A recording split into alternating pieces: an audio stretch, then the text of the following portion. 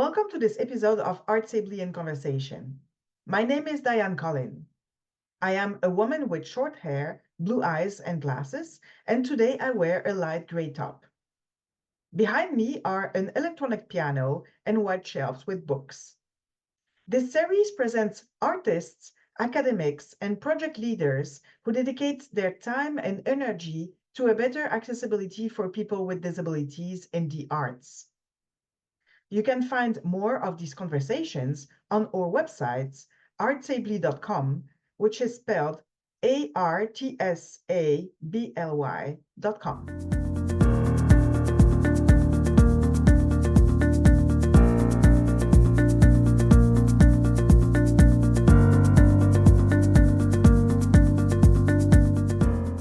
Today, Art Sably is in conversation with Gift Chuma, who is a disability rights activist and a musician, a singer-songwriter, and a producer focusing on emerging music technology development and collaborative practice. You can find the resources mentioned by Gift Chuma during this episode on Art Sably's website in the blog section. Hello, everybody. Welcome to this new episode of Art Sably in Conversation. Today, I am with Gift Chuma, who is a disability rights activist and also a musician, a singer-songwriter, and a producer focusing on emerging music technology development and collaborative practices. Gift, welcome. Thank you. Thank you for having me. Thank you for being there today. Yes. Okay, so I know we know each other from other projects and other networks. Yes. So I know you're doing a fantastic work in trying to blur the boundaries, for example, which is one of your projects. We're gonna Yeah. probably talk about that. But before knowing a little bit about you, can you first of all present yourself and provide a visual description? And also Yes. tell us a little bit more about your background, where do you come from, your story. Absolutely. So yeah, I'm Gift Chuma, and I am someone with a physical disability. I'm a wheelchair user. I use a power wheelchair, and I am African, Black African, born in Zimbabwe, and I wear glasses. And currently, I'm wearing a short sleeve shirt because it's summer in Toronto right now. I've been basically involved within the music art scene ever since I was a kid. I would say ever since I was 10 years old. Mm, I was involved within music group choirs, bands, and yeah, I just never stopped ever since. So it's been quite a fun, exciting journey ever since. Okay. And so when did you arrive in Canada and what happened from the moment you arrived in Canada and music studies or other Right. studies? Yeah, so I arrived in Canada in 2001, and I was 12 years old at the time. So I was pretty young, and I'd already been involved in gospel music in my home country in Zimbabwe. And I immediately immersed myself into the gospel scene in Montreal. So I moved to Montreal when I moved to Canada. And I was involved in quite a few music groups for about 10 years. The first 10 years I was here. And then I later decided to start my own choir, my own gospel choir called United Tribulation Choir. And that choir existed for about 14 years. It included particularly 10 musicians and 10 vocalists. So it was a 20 member group. Just loved gospel music because it's all about telling a story and it's all about encouraging people where they are. And that's why I always gravitated towards singing gospel music because it just was able to elevate me in a way I didn't experience singing other genres. And then in terms of education, I never formally studied music or anything like that. I grew up in a black church, and in those kinds of churches, you learn as you go. You learn by ear. There's no formal like musical educational practice that you do. You just watch and learn, and you basically imitate. You mimic. You mimic as you go. So, being part of the children's choir when I was young um, like I was taught how to harmonize any part, whether it's tenor, alto, or bass. So you had to know everyone else's part in case someone else doesn't show up for the concert. Uh, so with that, my ear became really good. I am not pitch perfect, but I'm pretty close. My ear became really good, and yeah, and my musical abilities just increased and expanded over the years, building on what I had. And then I took formal vocal classes. I was under vocal coach. His name is Cosimo Opedisano. He's a classical vocalist and very well known in Montreal. And I was under his leadership for some time vocally. And then I was in another vocal coach for gospel under the direction of Jennifer Mead. And through that, I was given the opportunity to meet Oliver Jones, the jazz pianist, uh, who's world renowned, and he was like my mentor for quite a bit throughout that time. Yeah, Did you play the harmonica too? I did. I always tried to keep that a secret. Sorry. Yes, I did play the harmonica for quite a long time. I played it for 12 years. So even when I moved to Canada, I would either be a vocalist in a band or a harmonica player in the band. And I learned that by ear, actually. And I was very much inspired by Stevie Wonder, because I just really liked the way he played harmonica, how much soul was infused within harmonica. Because it's pretty hard to it's a hard instrument to play to make it sound soulful because it's that kind of instrument that you hear mostly in blues or like folk music. You don't hear it within soul R&B as much. So I was really intrigued by that, how he's able to get that sound and that emotion out of the harmonica. So my obsession, that's where it kind of started. It started at 7 years old. And my mother actually bought me this tiny um, harmonica that only had the C scale on it. And I practiced that. And then when I was a teenager, I was able to raise the few piggy banks that I had and was able to buy a chromatic harmonica, which is kind of like my introduction into like the pro into the pro instrument. And yeah, When did you start touching digital instruments?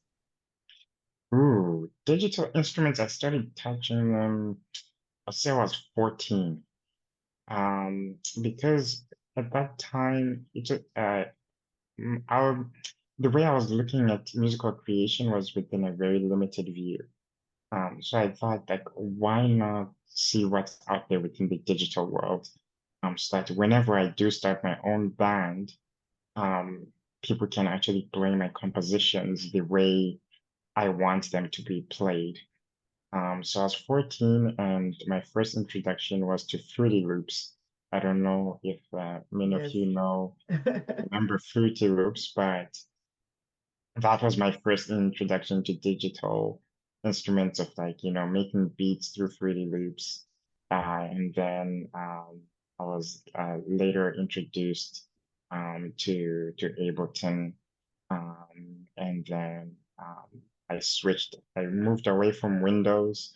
I became bougie and then started using softwares like Logic and other fancy softwares like Melodyne and such and Digital Performer.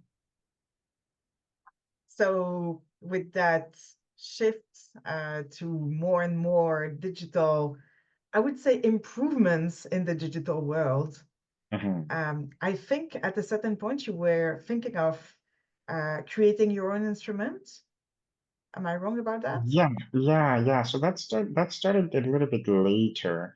I'd say that started in 2018 in terms of like creating my own instrument, but in terms of like having my compositions played accurately the way I envisioned them, what I did is I created music using MIDI. And I would use Melodyne for pitch correction and sing and basically sing the bass line, sing the guitar line, kind of like scat singing. So I would scat my bass line, guitar line and piano and have it in the MIDI form and have those who are sight readers have it on Sibelius.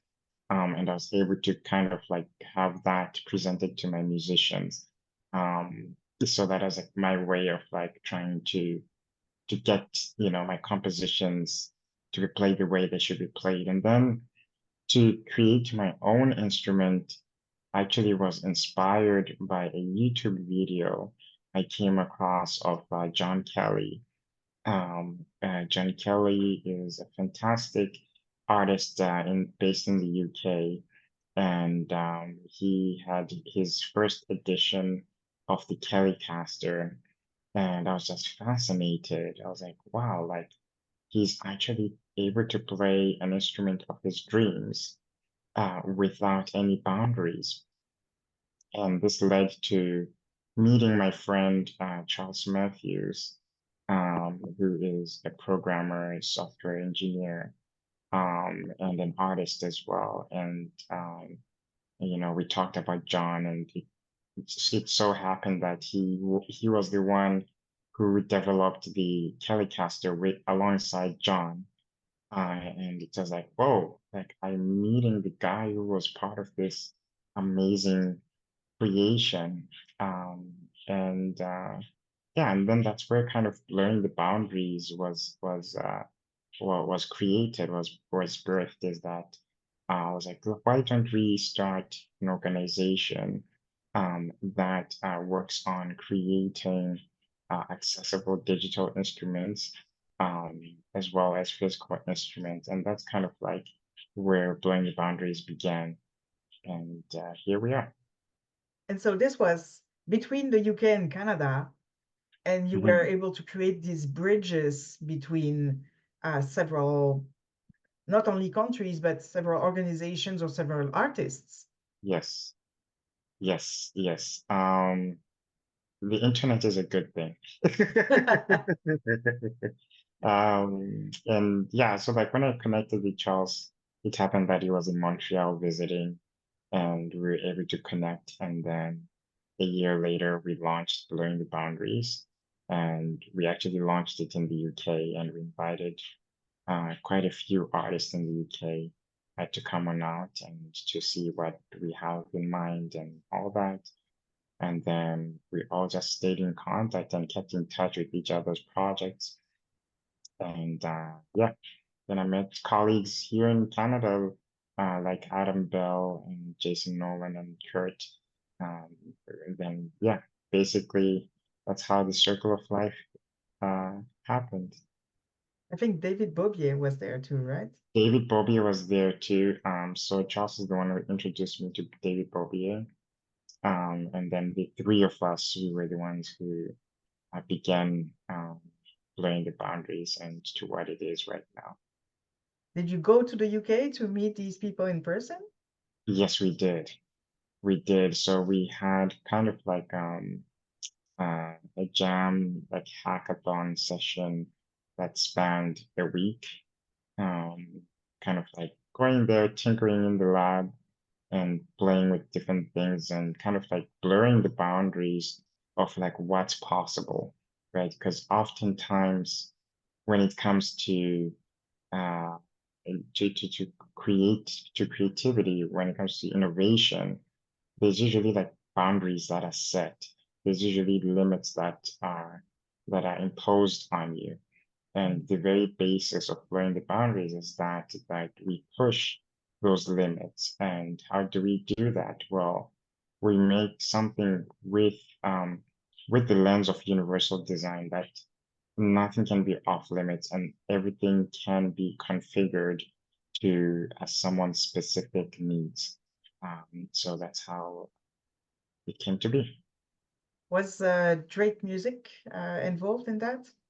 So Drake Music was involved in inviting some of their community members to our launch session. So we had our launch at Grey Eye Theatre at Drake Music in the UK. We had quite a huge turnout, and actually Adam Bell was one of the audience people there who attended. Yeah, So lucky. I'm so I envious right now. I have to say I am. Yeah. Fantastic. Hmm. And so now you're not in Montreal anymore. Now I'm not in Montreal. I'm in Mississauga. Yeah, I'm in Ontario now. Are you creating new projects? Yes, always, always. So right now I am in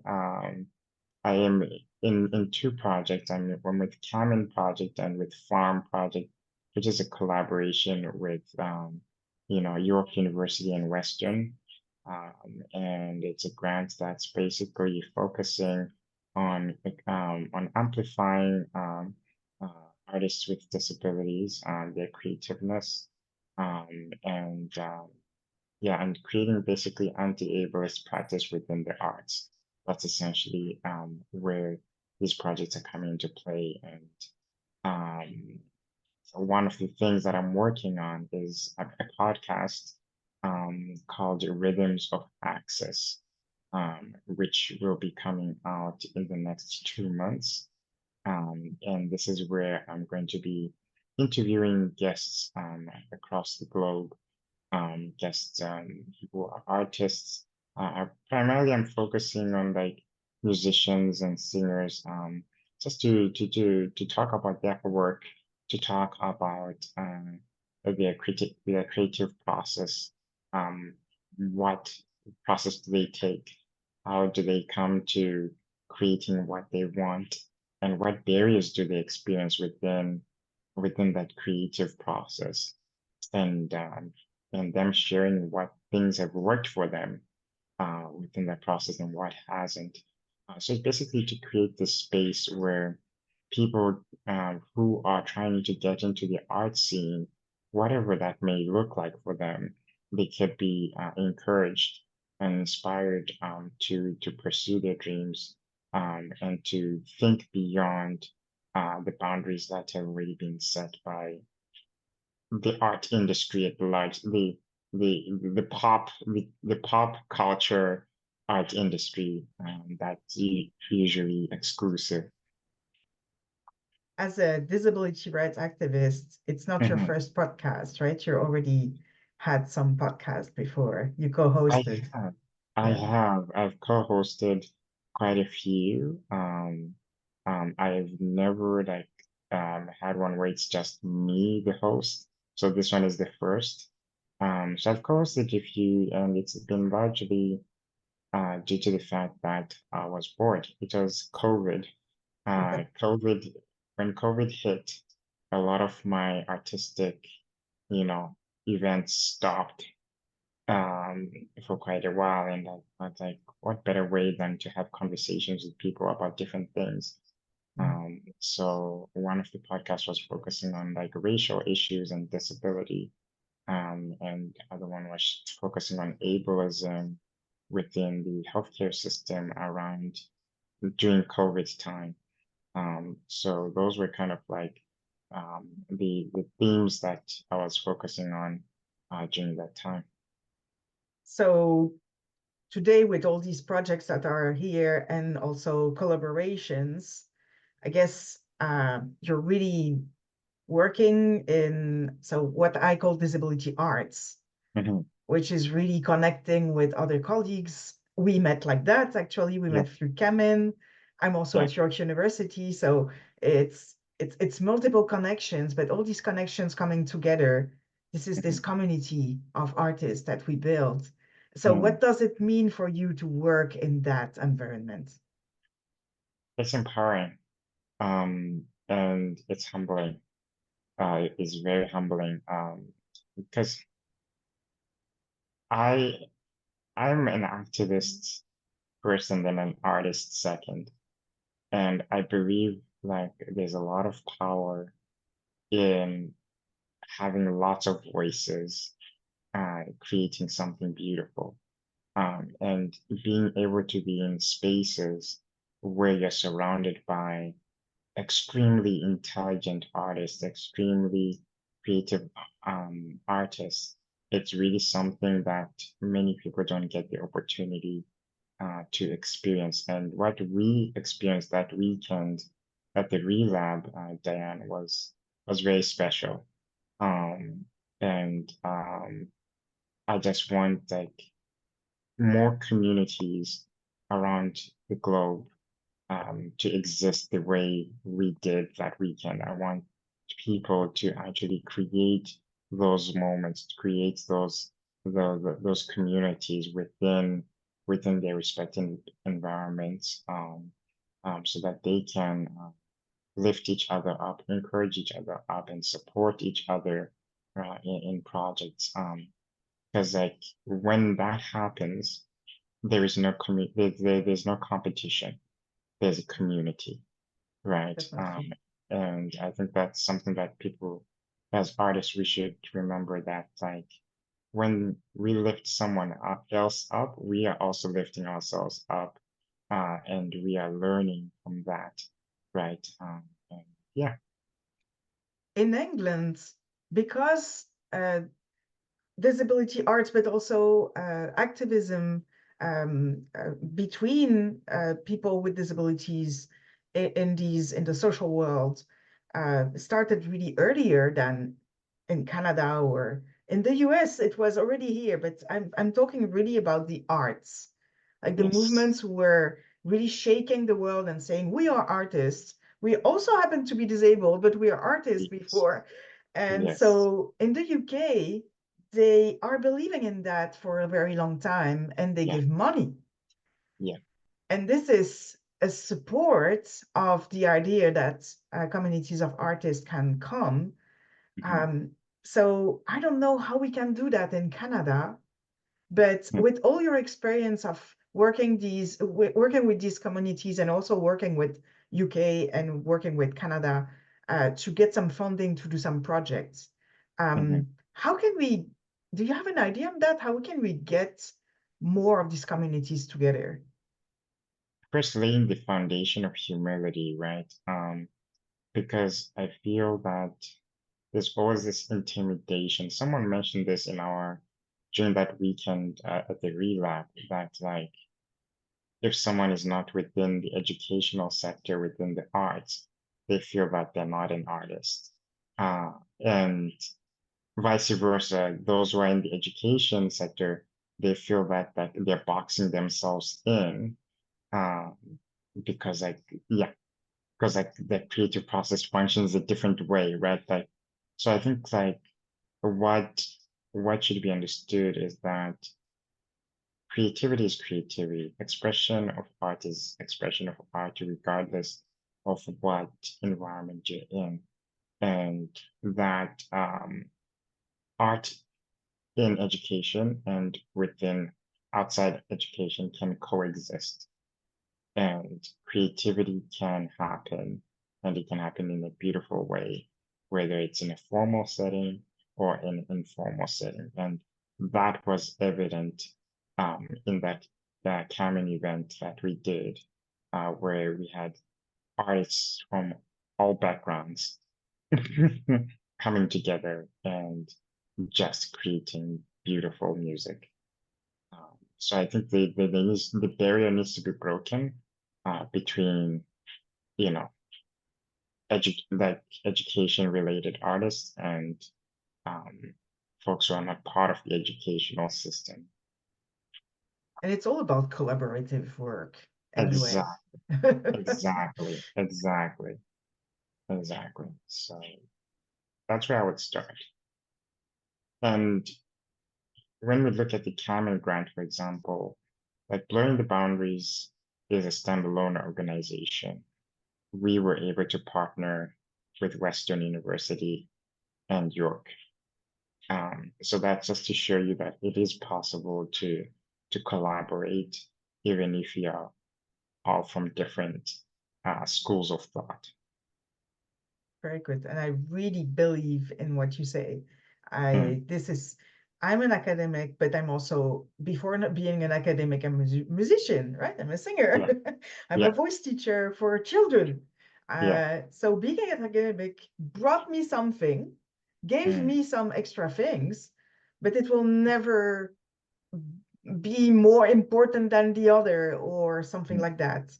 mhm, And I believe also in the power of music education, mhm, because by transmitting these to younger generation, then in the way we are transmitting it, mhm, they are becoming more open and they're becoming more um, this they are developing the spirit of collaboration that we try to transmit them.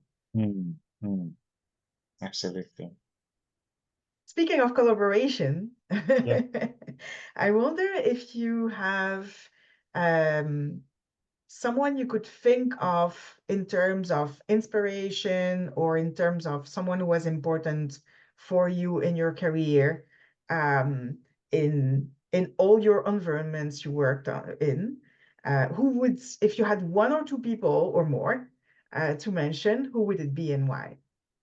yeah, absolutely.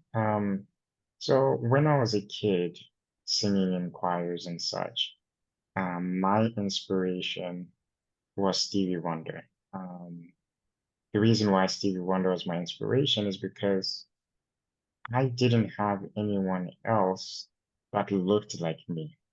That was closely looked like me, right? It's like he was a black man, and he has a disability, and I have a disability, and I'm a black man. And I'd never seen anyone else. Ray Charles was a bit too old for me to know his music, but Stevie Wonder was within like you know, my age of interest. So he was like the first inspiration that I was like interested in because I kind of like identified with like his experiences. I identified with his creative process. So he was my number one fan person for me. And then second, I'll say it's John Kelly. He's gonna kill me when I say this. Um, but John Kelly inspires me greatly. Again, he looks like me, an artist with a disability, who has also a heart for advocacy, right? So if you look at Stevie Wonder and John Kelly, both of their music talk about advocacy, activism, right? Like Stevie Wonder at the time was talking about racism and war that was going on around the world. And, John Kelly is talking about issues that are happening within the disability community in his music.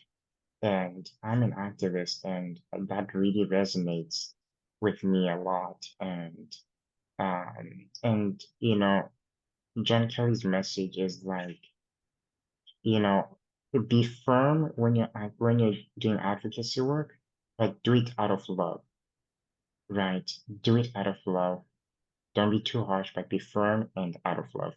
And that really like speaks to me greatly. And um, I feel honored that like, he's my friend, and I'm able to just pick up the phone and call him and be like, "Hey, John, like, how would you handle this?" So yeah, those are my two. Very nice. It's funny, Mhm. John Kelly came back several times Yes, yes, in our conversations, but also with other guests. And I said, oh, yes, John Kelly. absolutely, John Kelly, if you absolutely, hear that, we love you. absolutely. We're a fan. We're a fan. Okay, thank you so much No for this problem. conversation. Hmm. And I wish you all the best for your upcoming podcasts and Thank all the you. other projects that are coming that are very exciting. Thank you so much. And Really see you appreciate it. around. Yes, and thank you for having me and for thinking of me. And I'm looking forward to see what else is to come with Arts Ugly, and yeah, and to assist in any way I can. Thank you so much. Yeah, And yeah, me too. I would love to yeah, assist in any way I can. absolutely, absolutely. Okay, have a good day. You too. Bye.